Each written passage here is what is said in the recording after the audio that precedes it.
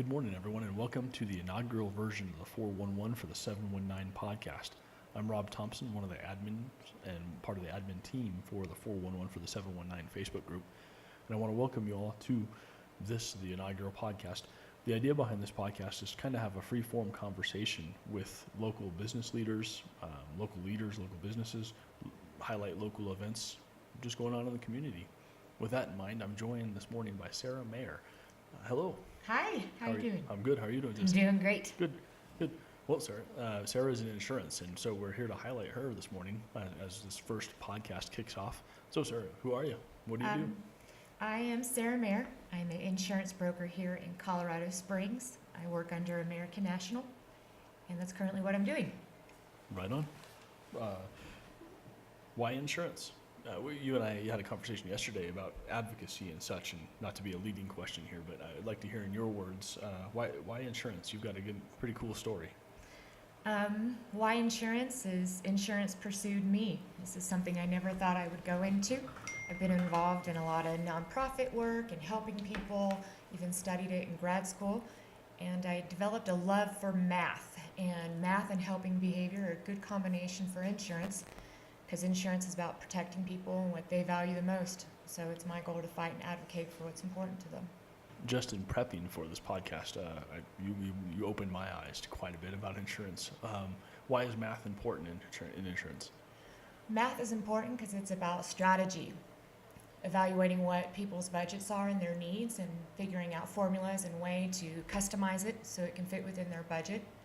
Numbers are important. You see where somebody's rate is, driving history, other factors, and so when you're familiar with how those numbers work, which most people don't like math and numbers, persons like myself can help. Right on.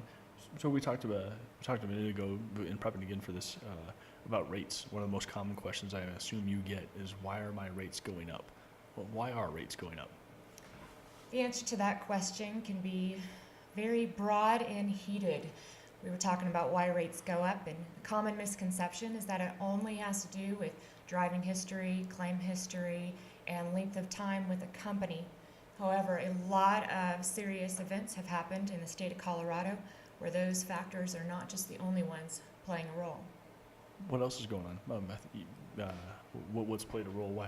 Why, if I'm Rob Thompson driving down the road, and thinking about my insurance rates, and I have a pretty good driving record, I've made maybe one claim in my life. Why does that matter to me? Why is that affecting me? Why can't you make an exception? Well, it's affecting you because of where you're at. Gas rates have gone down, so more people on the road, therefore more likely to be getting into wrecks. Another huge factor is the cost. New cars are twice the amount that they were 10, 20 years ago. So if you total a car, more money it comes out of the insurance company to pay for it. Car parts, car dealerships, or repairs are unbelievable. You get into a fender bender, and what used to only be a $500 bumper turns into $6,000 with the backup cameras. So those are two of the primary ones, and then of course Mother Nature. Colorado Springs, last year in May 2016, we had $4.1 billion of claims. And then a few years prior to that, it was $343 million in claims in Colorado Springs alone, and then the Waldo Canyon fire. All these things are within a matter of years. And so therefore, as a community, we're paying more because we have more things that we need to protect. The insurance companies have to raise the rates to cover those losses. Absolutely. That's that $1.4 billion price tag. That's a lot of money. Yeah, just a little bit. It's interesting too how the systems effect comes into play on insurance. The gas rate you mentioned, that kind of blew me away. It makes sense though. We're driving more, getting more accidents, and a systemic effect on the price of everything going up. Mm-hmm. What's the solution? Well, there's no quick fix to the solution. It's going to take a big picture effort. I think what's important is people continue to protect their assets. A time in which more economic demands and costs and prices and more wrecks are occurring, this is not the time to start cutting back on your insurance and price shopping. I believe that we need to start talking to those who are educated, who are licensed, who are equipped to find answers, and who love math, like myself.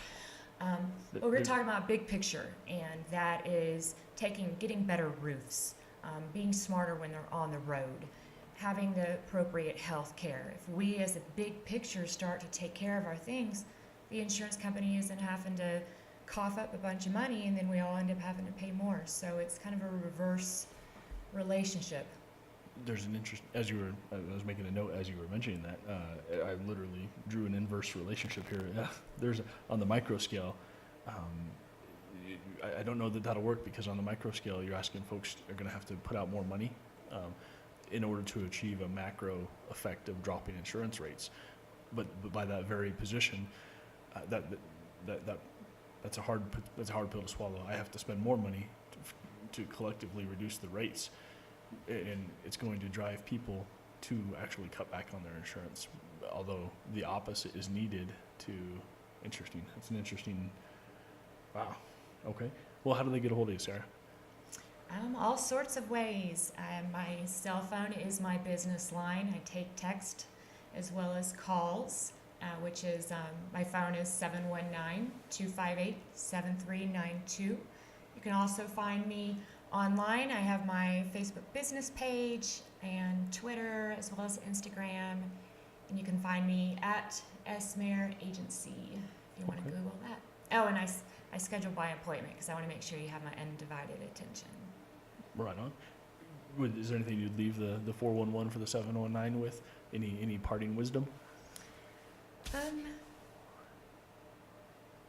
I guess if I could, we were talking about communicating anything to the audience, is really understanding why things are going up, not getting angry, and knowing that persons like myself, I know we all have stereotypes of people in sales and insurance agents, but there are people out there like myself who genuinely care. And I think if we work together across all companies, all agents in society, we may see some of these problems drop. And as far as me with everyone else, I have an open door policy. If you come to me, I'll take a look, whether you buy from me or not. I just want to make sure you and your family are safe. I get that sense from you. I appreciate that. If anybody would like to talk to Sarah, please give her a ring or a shout, or you can also comment in the thread that's underneath this podcast link, and she'll be happy to answer any and all questions. Okay. Thanks for your time, Sarah. Yeah. All right. Thanks, Rob. I just want to thank you again, and I want to encourage the members of the 411 for the 719 to keep your eye out. This is an inauguration of a podcast for the community. Rob's putting a lot of effort to pick key people out to provide resources for all y'all, and I feel grateful to start this with you. Thank you. Thank you again, and thanks for that plug, and thanks for your time.